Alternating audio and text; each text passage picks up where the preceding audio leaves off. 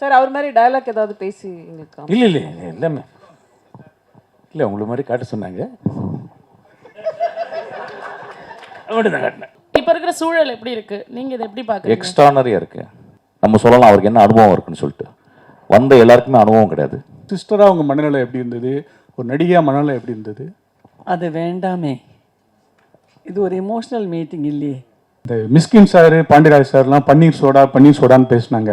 உங்களுக்கு புரிஞ்சுதா? உங்கள் பக்கத்தில் நீங்கள் எவ்வளோ பெரிய ஆள், உங்களை வந்து அந்த மாதிரி பன்னீர் சோடா கூப்பிடுறதுக்கு வைக்கிறதுக்கு மிஸ்கின் சார் கூப்பிட்டுருக்காரா? இல்லை சார், இது வரைக்கும் என்ன பன்னீர் சோடா கூப்பிடல. என்னன்னா நானும் பன்னீர் சோடா விட்டு ரொம்ப நாள் ஆச்சு, அதனால நினைக்கிறேன் கூப்பிடுறதில்ல.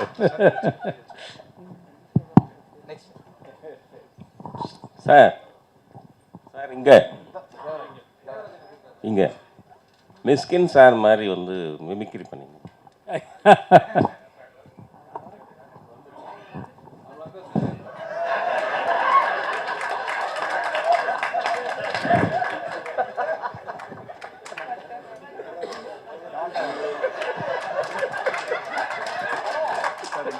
சார் ஷூட்டிங் ஸ்பாட்ல மிஷ்கின் சார் எப்படி பேசுவாரோ அது மாதிரி 2 வார்த்தை நீங்க பேசி காமிங்க sir. Oh my God. Sir, did you do that? Sir அவர் மாதிரி டயலாக் ஏதாவது பேசி எங்களுக்கு இல்லை இல்லை எல்லாமே இல்லை உங்களை மாதிரி காட்ட சொன்னாங்க தான் காட்டினேன். தேங்க்யூ. மிஷ்கின் சார் நீங்க சம்பளம் நிறைய கேட்கறதா சொன்னாங்களே, ஒரு படத்துக்கு எப்படி கமிட் பண்றீங்க? எங்கேம்மா இருக்கு? எங்கேருந்து வருது? கவிதா கொஞ்சம் எந்திரிச்சு கேளு. கவிதா உன் குரலை நீ எங்கே பட்டாலும் கேட்க வேணாம். ஆக்சுவலா என்னம்மா சம்பளம் அதிகமா கேட்கறதா சொன்னாங்களே. ஆமாம், அதாவது டேரக்ட் பண்ணுறதுக்கு கொடுக்க மாட்டேன்றாங்க, அதை நடிக்கிறது கேட்குறது குட்டுறாங்க. ஆமாம். மியூசிக் ஷோக்கெலாம் ஜட்ஜாக போகிறீங்க, உங்களோட ஃபேவரட்டான சாங் எங்களுக்காக ஒரு 2 லைன்ஸ் பாட முடியும்? தென்றல் வந்து தீண்டும் போது வண்ணமோ மனசுல, திங்கள் வந்து காயும் போது என்ன வண்ணமோ நினப்புல, வந்து வந்து மோதுதம்மா என்னமெல்லாம் வண்ணமம்மா, எண்ணங்களுக்கு ஏத்தபடி வண்ணமெல்லாம் மாறுதம்மா, உண்மையம்மா உள்ளத நான் சொன்னேன் கண்ணம்மா சின்ன கண்ணே. தேங்க்யூ. மிஸ்கின் சார் தமிழ் சினிமாவில் இப்படி எல்லாரையும் கூப்பிட்டு பன்னீர் சோடா கொடுத்தீங்கன்னா எப்படி கிரியேட்டிவிட்டி வரும், எப்படி சினிமா சீன் வரும், உடல் நலம் மனநலம் கெடாதா? பாண்டியராஜ் சார் பன்னீர் சோடா குடிப்பாரு எங்களுக்கு என்னைக்கு தான் தெரியும். நீங்க பன்னீர் சோடா குடிச்சது இல்லையா? பன்னீர் சோடா குடிச்சு பாருங்க, உங்களுக்கு உடல் நலம், அறிவு நலம், மனநலம் எல்லாமே நல்லா ஜாஸ்தி ஆகும். ஆக்சுவலா அது வந்து கோட் வேர்டு. நீங்க நான் எதை சொன்னீங்கன்னு நீங்க சொல்ல முடியாது. அதனால தான் நாங்க கண்டுபிடிச்சிட்டோம். we coin a word called panneer soda. it can be a real panneer soda, it can be a pseudo panneer soda. நீ சொல்ற மாதிரி தான் பன்னீர் சோடாலாம் விட்டுட்டேன். இவர் சொன்னது 3 வருஷத்துக்கு முன்னால கதை. நீ ரொம்ப நல்லவன்டா வெங்காய கற்பா.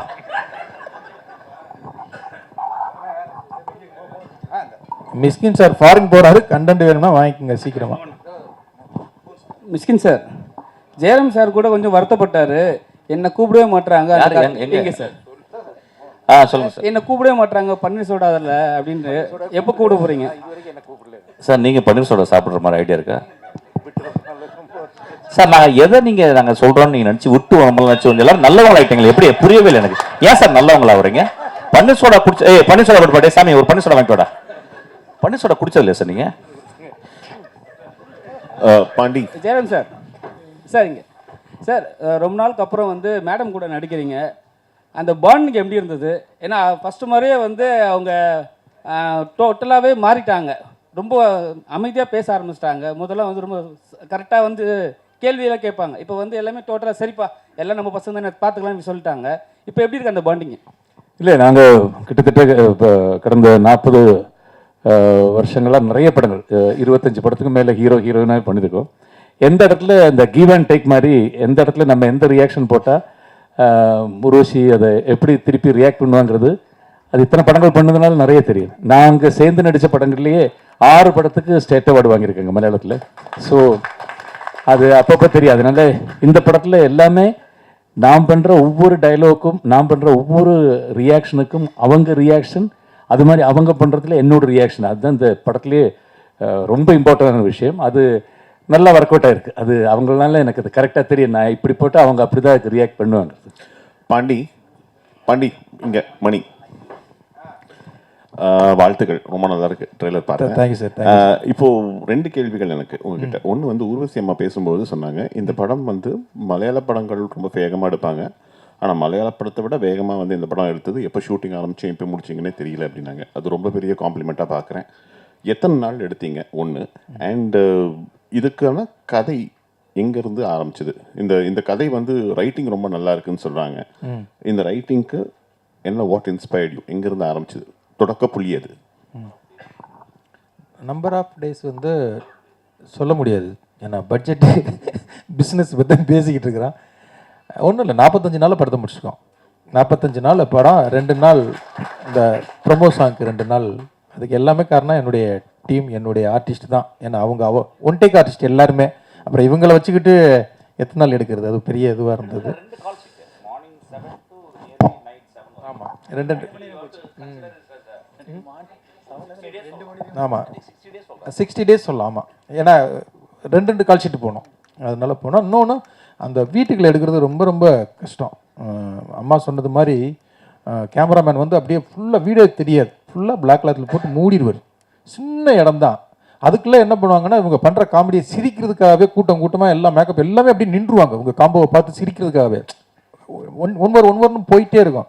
ஆனாலும் அதுக்குள்ள வந்து அம்மா சொன்னது மாதிரி அந்த ரைட்டிங் தான் வந்து அந்த சிரிப்பை வந்து அவ்வளோ கொடுத்தது. அதுக்காக இதுவாச்சு. அது ரைட்டிங்காக வந்து அந்த படத்துக்கு நான் 3 வருஷத்துக்கு முன்னாலே எழுதினேன். இது வந்து லாக்டவுன் டயத்துலேயே அந்த கதையை நான் எழுதிட்டேன். ஒரு சின்ன ஸ்பார்க் தான். என்னுடைய அஸ்வின் அசிஸ்டண்ட், கப்புள் ஃப்ரெண்ட்லி டைரக்டர்னால அவன் வந்து ஒரு வெப் சீரிஸ் சொன்னான், இதை பாருங்கள் உங்களுக்கு ரொம்ப பிடிக்கும் அப்படின்னு சொன்னான். அந்த ஹிந்தியில் வந்து குல்லக் அப்படின்னு சொல்லி சோனியில் இருக்கும் அந்த வெப் சீரிஸ். அதை நான் பார்த்தேன். இதுக்கும் சம்மந்தம் இல்லை, அதை நான் தழுவல் அப்படின்லாம் போட்டுறாதீங்க. அது சீன் எதுவுமே இருக்காது. அதில் ஒரு அப்பா அம்மா 2 ஆம்பளை பசங்களுக்குலாம் நடக்கிற ஒரு கதை. அது வந்து இதை சொல்லிட்டு இது மாதிரிலாம் நான் வந்து ஒரு வாரத்தில் கதை பண்ணிடுவேன்டா அப்படின்னு எங்கள் பண்ணுங்கன்ட்டு போயிட்டான். அந்த சவாலை எடுத்துக்கிட்டு பண்ண இந்த கதை தான் இந்த கதை. அது வந்து அப்புறம் வேறையா சுவாரஸ்யம் மாறி அதுக்குள்ளே ஒரு கொலை விழுந்தால் எப்படி இருக்கும், அந்த கொலையை யார் இது அப்படின்னு அது வந்து ஒரு கதைகளி நான் ஏற்கனவே பண்ணியிருக்கிறதுனால அந்த மூடுக்குள்ளே இதை வந்து ஒரு டார்க் காமெடியாக பண்ணால் எப்படி இருக்கும் அப்படின்ட்டு நான் ஸ்கிரிப்டாக எழுதி தூக்கி வச்சுட்டேன். அப்போ ஜெகண்ணன்கிட்டையும் திவ்யா அவங்க அப்போ வந்தாங்க. அவங்க வந்து வேற ஒரு படத்தில் ஒர்க் பண்ணிட்டு இந்த ஸ்கிரிப்ட் புக் எடுத்து கொடுக்கும்போது அவங்க வந்து, சார் இதை உடனே பண்ணுங்க சார், இது ரைட்டிங்காக செம்மையாக இருக்குது அப்படின்னாரு. சண்முகராஜன் சொல்லி நண்பர் ஒருத்தர், அவரும் வந்து பாண்டியராஜ் ரொம்ப நாளைக்கு அப்புறம் இது வந்து உங்களுடைய ரைட்டிங் அது வேற மாதிரி இருக்குது அப்படின்னு அவங்க சொன்னதுனால சரி இதை போய் படமாக பண்ணிடலாம் அப்படிங்கிறது. ஒவ்வொன்றும் அதான் ஒவ்வொரு ஆளும் இந்த படத்தை பண்ணுறதுக்கு ஒரு உந்துதலாக இருந்தாங்க. அதில் என் உதவி இயக்குனர் ஜீவான்னு ஒருத்தர் இருக்கிறான். அவன்கிட்ட தான் நான் எழுதி டைப் பண்ண சொல்லுவேன். அவன் பண்ணும்போதே டைப் பண்ணும்போதே அவன் பயங்கரமாக இதுவாவான், சார் செம்மையாக இருக்குது சார், இது ரைட்டிங்காகவே நல்லா இருக்குது அப்படின்னு. அப்போ எல்லாருமே சேர்ந்து இந்த பரிமளன்கோவை என்னை பண்ண வச்சுருக்காங்கன்னு தான் நான் சொல்லுவேன். பண்ணிட்டேன் சார். இங்கே சார், தமிழ் கமல் சாரை வந்து நடிக்க காரணம் என்ன? 7 வருஷத்துக்கு வாங்கின கடனா இல்லை நன்றி கடனா? கடன் நன்றி கடன் ரெண்டுமே இருக்குது. அன்னைக்கு வாங்கின அட்வான்ஸ் மட்டும் கிடையாது. எனக்கு பிரச்சனை வரும் போதெல்லாம் வந்து இவருக்கு தான் ஃபோன் அடிப்பேன். எப்பவுமே இல்லைன்னு சொல்லாமல் கொடுக்குற ஒரு நல்ல நண்பர், ஆத்மார்த்தமான நண்பர். அது மட்டும் கிடையாது, என்னைய வந்து காஸ்ட்லியான ட்ரெஸ் போட்டு பார்க்குறது எல்லாமே வந்து என்னை அவர் ரசிப்பார். என்னை வந்து ரொம்ப அப்பா அவருக்கு ஒரு இந்த கதை வந்து நல்லா இருக்கு, அவருக்கு இந்த இதை கொடுத்தோம்னா அந்த நட்புக்கு ஒரு மரியாதையாக இருக்கும் அப்படிங்கிற ஒரு இதுதான். அவரை நடிக்க வச்சதுக்கு காரணம் வந்து அவருக்கு அரசியலில் ஆசை இருக்குது, அவர் மூஞ்சியை வெளியில் நல்லா காட்டலாம் அப்படிங்கிற ஒரு நண்பனுடைய ஆசைன்னு வச்சுக்கலாம். மிஸ்கின் சார் இங்கே சார், ஆக்சுவலி கேள்வி பதில் இருக்குது அப்படின்னு தெரிஞ்சோன்னே நிச்சயமாக அரசியல் கேள்வி இருக்கும் அப்படின்னு உங்களுக்கு தெரியும். ஸோ என்ன கேள்வியாக இருக்கும்னு நீங்கள் எதிர்பார்த்தீங்க, என்ன பதில் உங்ககிட்ட இருந்துச்சு? இவ்வளோ காம்ப்ளிகேட் கேள்வி வேணா, நீங்கள் கேட்டலாம் டேரெக்டாக. நீங்கள் இல்லை நீங்களே எனக்கு புரியுது, you are very smart, I know, I understand totally, but I think you better you emit out that question. Okay sir, Tamil இப்போ இருக்கிற சூழல் எப்படி இருக்கு, நீங்கள் இதை எப்படி பார்க்குறீங்க? எக்ஸ்ட்ரானரியாக இருக்கு, எக்ஸ்ட்ரானரியாக இருக்கு. உருவசி மேடம், நான் வந்து கண்ணால் பார்த்தேன், நான் வந்து ஒர்க் பண்ணியிருக்கேன். திரு விஜயோட. இப்போ விஜய்னு சொன்னால் கோச்சுக்கிறாங்க எல்லாருமே, எல்லாம் திட்டுறாங்க கீழே. என்னென்ன விஜயா அப்படின்னு. என்னுடைய தம்பி சகோதரர் நாங்கள் யாருமே எதிர்பார்க்கல. ஆனால் எனக்கு ஒரு பெரிய அமைதியாக இருந்துச்சு. என்றைக்கு ஆரம்பித்தாரோ எங்கள் அசிஸ்டன்ஸை சொன்னேன், I think there is going to be another tsunami அப்படின்னா. I think I told him very specifically the day he is going to walk into the Kanyakumari or south extreme, people going to follow him like anything அப்படின்னு சொன்னேன். நான் சொன்னது நடந்துச்சான்னு தெரியாது, ஆனால் deep down I felt that this man will come அப்படின்றது. என்னுடைய ஆஃபீஸில் நிறையா நண்பர்கள் வருவாங்க, டைரக்டர் நண்பர்கள்லேருந்து நிறைய ரைட்டர்ஸ் வருவாங்க. எல்லாருமே வந்து யாருமே ஒரு சீட்டு 2 சீட்டு தாங்க வருவான்னு கூட அது கூட சொல்லலை. ஒரு சீட்டு கூட வரமாட்டார் அப்படின்னு சொன்னாங்க. நான் ரொம்ப அமைதியாக இருந்தேன். ஸோ இன்றைக்கி வந்து வி ஸ்வீப்ட் ஆக்சுவலி. இது வெரி ஹார்ட் ஒர்க்கர், ரொம்ப முக்கியமான ஒரு பாயிண்ட் சொல்லணும்னா strong will man actually. And இப்போ வந்து அவர் வந்து சினிமாவில் இருக்கும்போது வந்து ஒரு கால் ஷீட்டில் ஹீரோவாக இருந்தார். இனிமேல் வாழ்நாள் முழுதும் ஹீரோவாக இருக்கணும் ஆக்சுவலாக இருப்பார். You will do good actually. Will all pray for you. You will do good. You will I know deep down. நம்ம நிறைய பேர் அவர் பிரச்சாரம் பண்ணும்போது ரொம்ப கேரக்டர் அசாசினேஷன்லாம் பண்ணாங்க. நான் பழகினது ஒரு 60 நாள், அதுக்கப்புறம் ஒரு 20 நாள் ஆக்சுவலி. அந்த 80 நாட்கள்லாம் ஐ குட் சி, பிகாஸ் நான் நிறைய வாழ்க்கையை படிக்கிறேன், நிறையா யோசிக்கிறேன். Is a great man actually.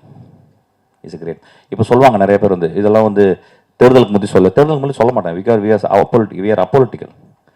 We know both the families. எங்களுக்கு தெரியும், எனக்கு வந்து உதயம் தெரியும், உங்களுக்கு தெரியும். நாங்கள் தேர்தல் அப்போ நாங்கள் எதுவுமே சொல்லக்கூடாது. We have to keep quite.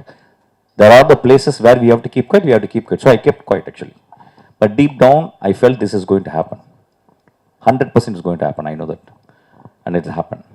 And he is going to do wonder, I am telling you.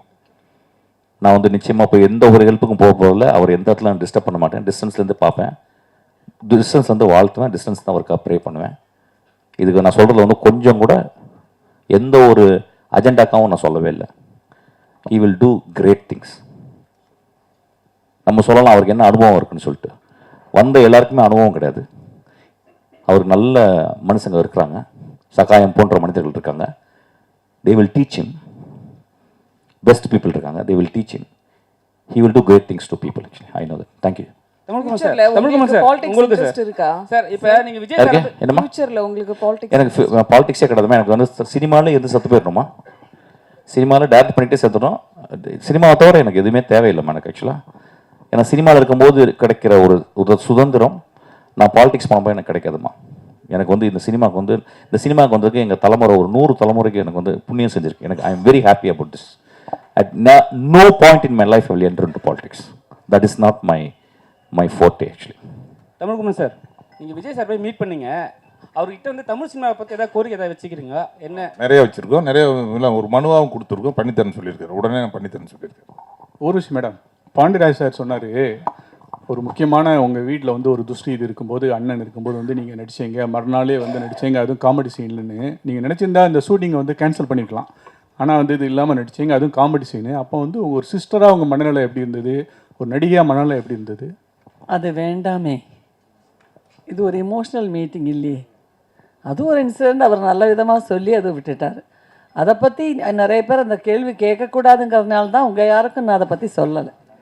இது 100% நம்ம பர்சனலான ஒரு விஷயம். அது என்ன ஒன்று, அந்த யூனிட்டில் யாருமே அதை என்கிட்ட கேட்கல, டைரக்டர் கேட்கல. எஸ்பெஷலி ஜெயராமுக்கு என் ஃபேமிலியில் எல்லாரையுமே தெரியும் வருஷக்கணக்காக. அவர் எதையுமே கண்டுக்கலை. அவர் அதுக்கு முந்தின நாள் எடுத்த காமெடி சீனை பற்றி எல்லாம் பேசி பாண்டியராஜ் எதுவுமே கண்டுக்கலை. ஏன்னா எதையாவது கேட்டாக்கா நம்ம அந்த இது மாறிடும் இல்லைங்களா.